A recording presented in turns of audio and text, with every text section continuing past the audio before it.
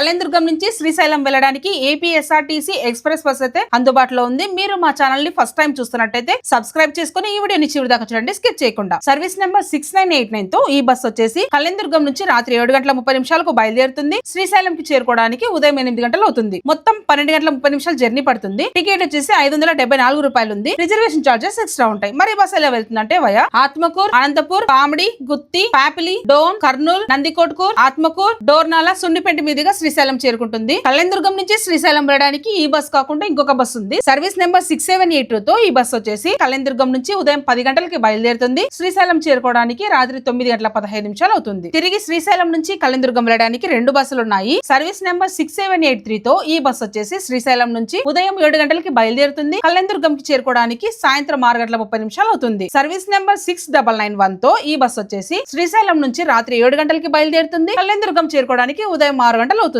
మరి ఇలాంటి bus informations కోసం మన ఛానల్ ని సబ్స్క్రైబ్ చేసుకోండి. అలాగే మన ఫేస్బుక్ పేజ్ ని ఫాలో అవ్వండి. మరో వీడియోలో మళ్ళీ కలుద్దాం. Thanks for watching.